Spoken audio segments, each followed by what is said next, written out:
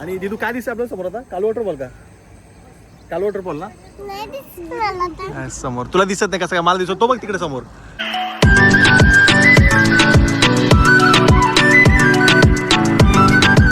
रामकृष्ण आणि मंडळी, स्वागत तुमचं अजून एका नवीन गोऱ्या व्हिडिओ मध्ये. तर मित्रांनो, आपण फॅमिली सोबत चाललेलो आहोत कुठेतरी फिरायला. अजून माहिती नाही आम्हाला कुठे चाललंय. दिदू आहे, दादा आहे, इकडे मागे मोठी बहीण, छोटी बहीण आणि समोर नाणेघाट जीवदानीचा नजारा, विलक्षण असा नजारा आहे. लेट सी कुठे जातोय आपण ते. दिदू कुठे चाललो आपण? नाणेघाट. आणि तिकडनं कुठे जाणार आपण? हा, ओझर, लेण्याद्री. आज मजा का? रस्त्याचं काम चालू आहे माळशेजचं.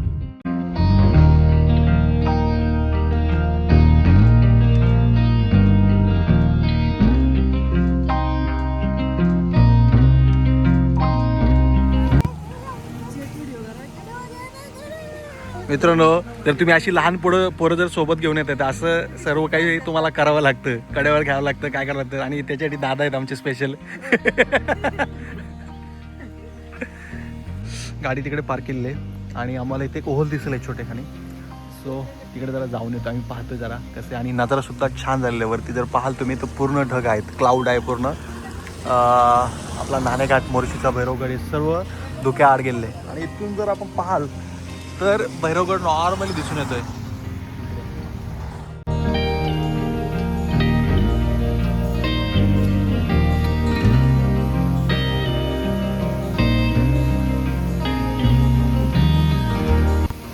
मस्त असा होल आहे. आणि दिदू इकडे काय करते? दिदू काय करते तू इकडे? काय करते तू? काय नाही करत. आणि हा स्पॉट आहे मित्रांनो, या स्पॉटसाठी आम्ही आलो आहोत. शूज भिजू शकतात पाण्यामध्ये. आणि दिदी तू काय करते इकडे? फोटो काढते. फोटोशूट चालू आहे यांचं. आणि आपण जरा ॲडव्हेंचर करूयात. ओ हो हो हो हो हो, छान असा नजारा आहे. आणि आपले CTRचे शूज छान काम करतात. मंडळी, मागे जो नजारा आहे विलक्षण आहे, विहंगम असा नजारा आहे आपल्या शब्दात जर बोललो तर. तिथून सह्याद्रीची घाटरांग आहे आणि माळशेज आहे पूर्ण. इकडे नाणेघाट गेला. हा जो दिसतो मागे तो मोर्शीचा भैरवगड आहे. आणि इथे लोकांनी भातशेती केली, शेती इथे भातशेती आहे. आणि सर्कलचा ओढा इथून चाललाय. एवढं छान वाटतं इथे. त्या तिकडनं ब्लास्टिंग होणार होती, त्यामुळे आम्ही तिकडनं त्या ओलापासून निघालो. आणि आता कालू वॉटरफॉलचा थिरवीचा जो एंट्री पॉईंट आहे त्या ठिकाणी थांबलेलो आम्ही. ही गाडी इथे पार्क केलेली आहे. आणि इकडनं कालू वॉटरफॉलचा विलक्षण असा नजारा दिसतो. आणि दिदू काय दिसतं आपल्या समोर आता? कालू वॉटरफॉल का? कालू वॉटरफॉल ना समोर तुला दिसत नाही कसं काय? मला दिसतो बघ तिकडे समोर. आणि इकडे आपला हा कोकण कडा, हरिश्चंद्रगडाची रांग पूर्ण दिसून येत आहे. मंडळी, आजूबाजूला डोंगरामध्ये सोंडकीचं बहर येत चाललेलं आहे. इकडे तरी सुद्धा पाहाल तुम्ही तरी सोंडकी बहरलेली आहे. आणि आता तो सीझन येत चाललेला आहे रानवाटांमध्ये भटकण्याचा. आपण पैसे वाचवत गाडीचे वॉश करण्याचे. आणि आपण आता इथे नॅचरल शपथ बाईने गाडी लावलेली इथे व्हायला. असू दे असू दे असू दे, आपण नॉर्मल वॉश करूया. Thank you thank you thank you thank you. मंडळ आभारी आहे. जरे दादा, मंडळ आभारी आहे तुमचं.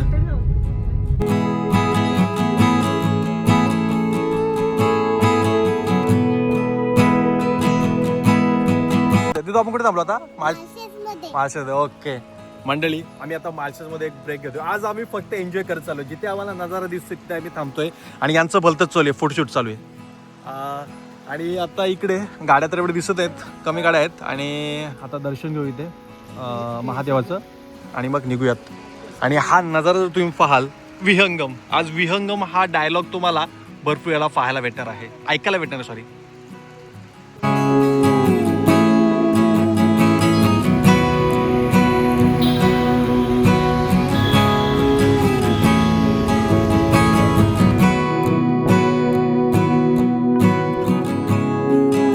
तू काय पाहिजे तुला? मॅगीची फरमाईश चालू इकडे. आम्ही सर्वांनी वडापाव घेतलेला इकडे. आणि दिदू मॅगी खाते. दिदू मॅगी कशी आहे? छान आहे का? गरम आहे? गरम आहे.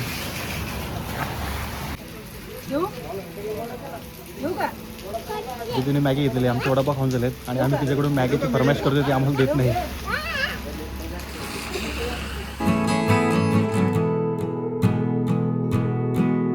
मंडळी, पिंपळगाव जोगवा धरणाच्या भिंतीवरती आता आपण चाललो आहोत. एक असाच एक पिक स्पॉट म्हणून आम्ही आलेलो तिकडे. आणि जो माहोल आहे आज विहंगम, तुम्हाला बोलून आज विहंगम हा माझा डायलॉग तुम्हाला बऱ्याच वेळा आज ऐकायला भेटणार आहे.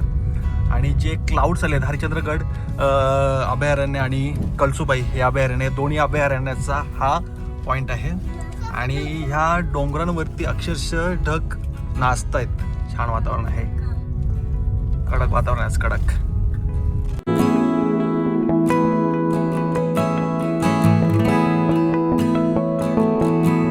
पिंपळगाव जोगवा धरणाच्या वरचा जो बांध आहे त्या बांधावरती आता आम्ही थांबलोय. आणि इकडे पुढे पाहता हरिश्चंद्रगडची रांग आहे ही. आणि मागे तिकडे कळसुबाई अभयारण्य, हरिश्चंद्रगड कळसुबाई अभयारण्य. आणि इकडे ह्या बाजूला गेला तो कोकणगड आपला. सो इकडनं असं खिरेश्वर लागतो आणि खिरेश्वरवरून आपण हरिश्चंद्रगड जाऊ शकतो. सो आम्ही फक्त इथे एक आलेलो आहेत, एक चांगला पॉईंट, एक फॅमिलीसोबत आहे, त्यामुळे जरा आम्ही थांबत चालत आज. आणि पाहूयात नाणेघाटाला जातोय का नाही अजून. ओझर लेण्यातरी नाणेघाटाचा प्लॅन आहे आमचा. सो खूप छान वातावरण आहे आज. पाऊस नाही, ती एक गोष्ट चांगली आहे. आणि ह्या झाडावरती बगळे बसलेले आहेत, मस्त वाटते पाहायला ते. बाकी इथे हवा पण खूप आहे. मंडळी, पारगावरून आम्ही राईड घेतलं आणि तिकडनं आता नाणेघाटाच्या दिशेने चाललो आहोत. सभोवतालचा प्रदेश निमगिरी, चावण, हडसर, हनुमंतगड या प्रदेशातून आपण आता नाणेघाटाकडे कूच करत आहोत.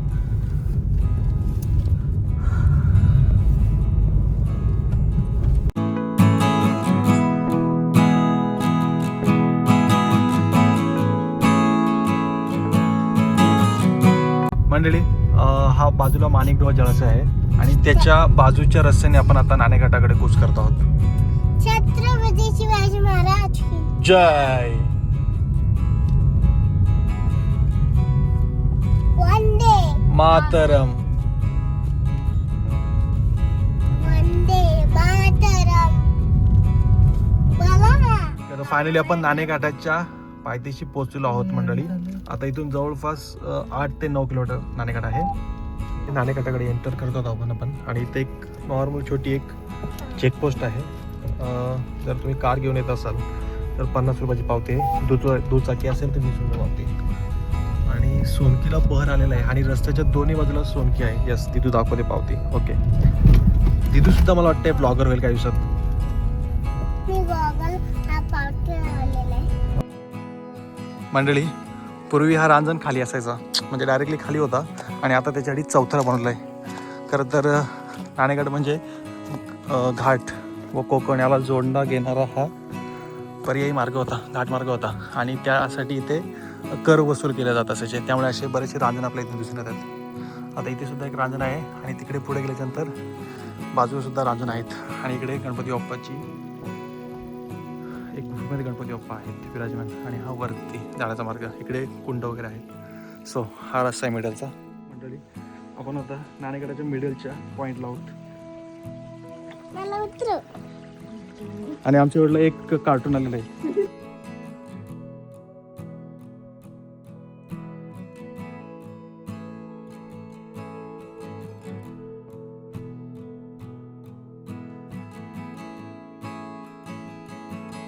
मंडळी, हा गेला घाटाला जोडणारा मार्ग आणि हा इकडनं गेला कोकणामध्ये.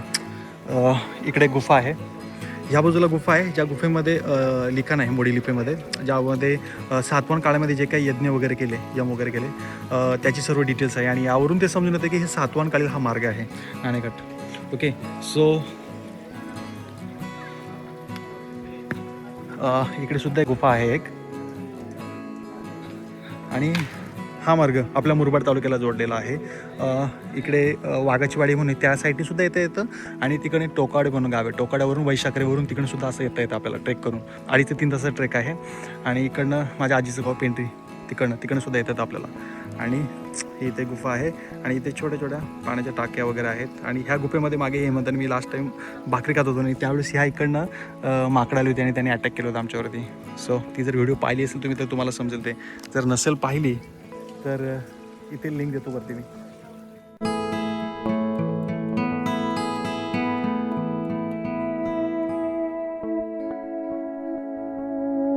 मंडळी, ह्या इथे मारुतीरायाची मूर्ती कोरलेली आहे दगडावरती. आणि आता इकडनं असं आपण त्या गुहेमध्ये जातोय. आणि हा जो रस्ता गेला तो मुरबाडला म्हणजे कोकणामध्ये जॉईन करणारा रस्ता गेला.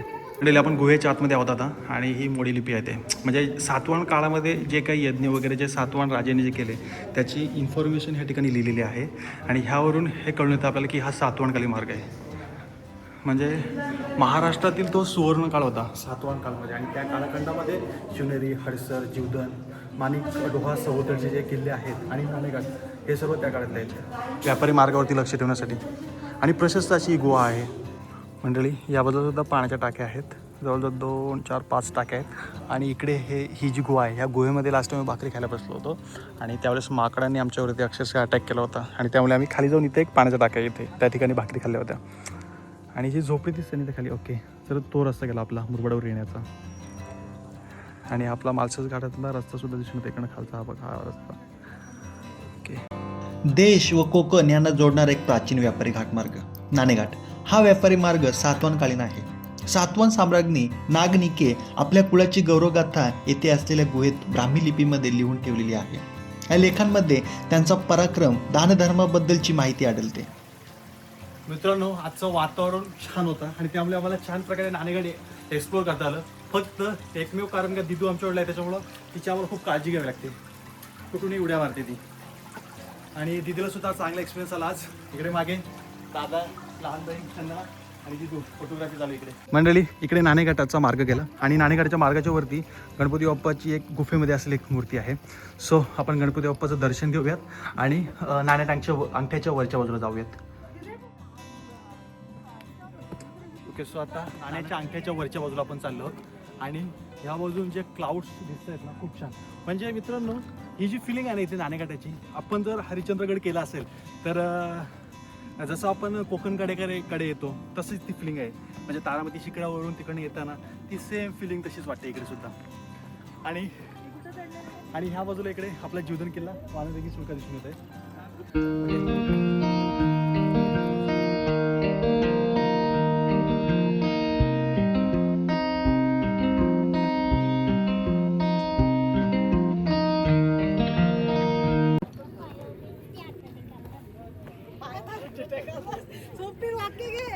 काय आणि आमचा छोटा ट्रेकर बोलते पायात हार्ट अटॅक आला.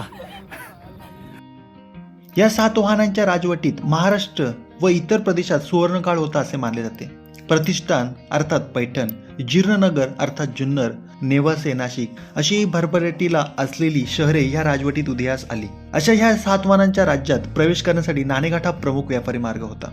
येथील एका लेखात सातवाहनांच्या पराक्रमाशिवाय त्यांनी येथे केलेले यज्ञ दानधर्माचे उल्लेख आहेत. सातवाहन राजांनी 2दा अश्वमेध यज्ञ केला असे दिसून येते. याशिवाय वाजपेयी यज्ञ, राजसूय यज्ञ असे तब्बल 22 यज्ञ येथे पार पडल्याची माहिती मिळते. हजारो गायी, शेकडो हत्ती, घोडे, खेडी, धान्य, वस्त्र, अलंकार आणि तात्कालीन सातवाहनांची कारशपण ह्या नाण्याचा मोठा दानधर्म केल्याचा यात उल्लेख आढळतो.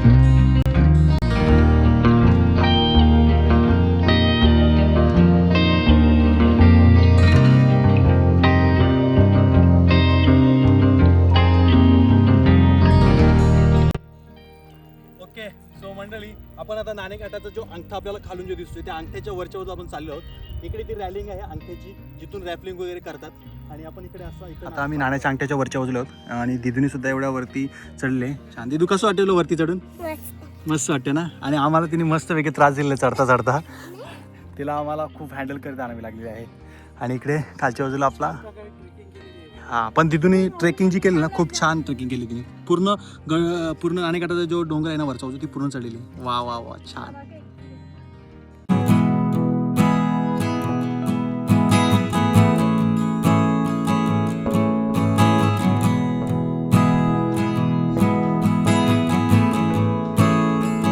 मंडळी दिदू आणि मी आता खाली आलेलो आहोत. दिदू काय करते तू?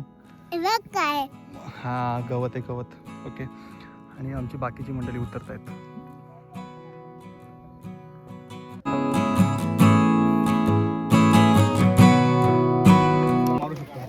मंडळी इथे दोनच प्रकारचा साप आहे. आपल्याकडे कांबला ज्याला म्हणतात. मंडळी हा समोर दिसतो तो जीवधन किल्ला आहे आणि त्याच्या बाजूला दिसतो तो वानरदेवी सुळका आहे. आणि आता आम्ही नाणेघाट उतरलेलो आहोत नाणेघाटामधून. आणि आता आम्ही जेवण्यासाठी एक स्पॉट शोधतोय झाडांचा वगैरे आणि तिथे जेवणार आम्ही. ओके सो जेवणाचा कार्यक्रम इथे चालू झालेला आहे आमचं. भाकरी आहेत, काय अजून पापड मिरगुटी आहेत आणि मुगाची भाजी आहे. छान तिथून तिकडे सुरुवात पण केली आणि आता आम्ही इथे नाणेगाडीच्या थोडं पुढं आलो आणि इकडे आपली गाडी पार्क केली आहे आणि इथे अशा स्पॉटवरती आता आपण जेवण करणार आहोत. छान वातावरण आहे आणि रिमझिम पाऊस बरसतोय. सो जेवतोय आता आम्ही आणि ओझरला कूच करतोय. ओझरचा ब्लॉग करेल की नाही ते सांगू शकत नाही. थोड्या वेळासाठी पाऊस पडला आणि पूर्ण धुकं आणि धुकं झालं इथे आणि जो वातावरण आहे विहंगम. पूर्ण धुकं असं खाली उतरते, धुक्याची चादर. आणि ह्या ठिकाणी हे हॉटेल होतं का घर होतं आम्हाला काय माहीत नाही. इथे लॉक होतं त्याच्यामुळे आम्ही इथे बसून भाकरी खाल्ला. ॲक्च्युली इथे भाकरी खात होतो आम्ही, परंतु पाऊस आल्यामुळे आम्ही शिफ्ट केला आणि इथे खाल्ला. छान वाटलं. आणि आता जो वातावरण झालेलं आहे लाजवाब वातावरण, खूप छान. हे पहा काय दिसत नाही समोरचं, पूर्ण पूर्ण फॉग फॉग झालेलं आहे. आता काहीच नाही, आता पूर्ण विजिबिलिटी गायब झाली आहे, म्हणजे आता काय दिसत नाही इथे. आणि आता जर आम्ही नाणे काढत असतो तर आता विलक्षण येणार असता, परंतु आम्ही खाली उतरलो आणि पाऊस आलं आणि पूर्ण आता धुकं आणि धुकं झालेलं आहे, कडक वातावरण झालं आहे.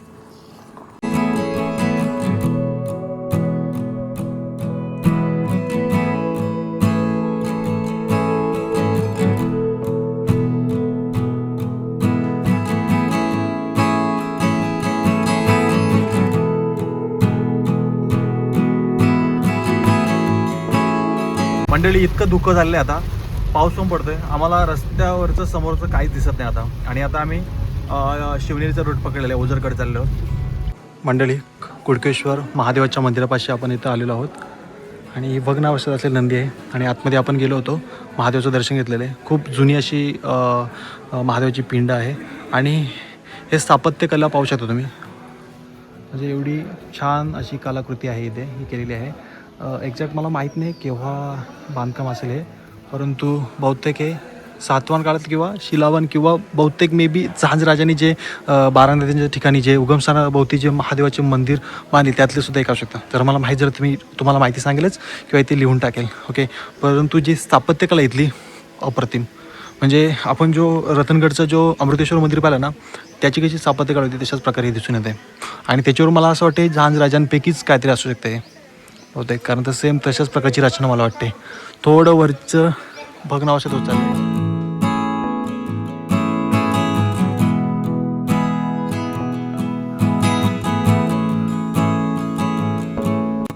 हे आहे कुकडेश्वर शिवालय, महाराष्ट्रातील प्राचीन दगडी मंदिरांपैकी एक. अखंड दगडात केलेले कोरीवकाम आणि स्थापत्य कलेचा उत्तम आविष्कार असलेले हे मंदिर तुलनेने अप्रसिद्ध आहे. इसवी सन 750 ते 850च्या आसपास शिलाहार राजाने हे मंदिर बांधल्याचे उल्लेख आढळतात. या शिलाहार राजाने अनेक मंदिरं बांधली. अंबरनाथचे कोरीव शिव मंदिर, ठाणे येथील कौफिनेश्वर मुरमई राजांच्या कारकिर्दीमध्ये बांधले गेले. तर झांज राजांनी 12 नद्यांच्या उगमस्थानी बांधलेले 12 शिवमंदिर, त्यापैकीच हे पूर गावामध्ये असलेले कुकडेश्वर महादेवाचे मंदिर हे 12व्या शतकातील हेमाडपंथी स्थापत्य शैलीतलं शिवमंदिर आहे. कुकडी नदीच्या तीरावर हिरव्यागार निसर्गाच्या खुशीत शांतपणे उभा आहे. मंडळी कुडकेश्वर इथे आता आपण दर्शन घेतलेलं आहे कुडकेश्वर महादेवाचं, आणि इकडे त्या बाजूला मागच्या बाजूला कुडकी नदीचं उगमस्थान आहे.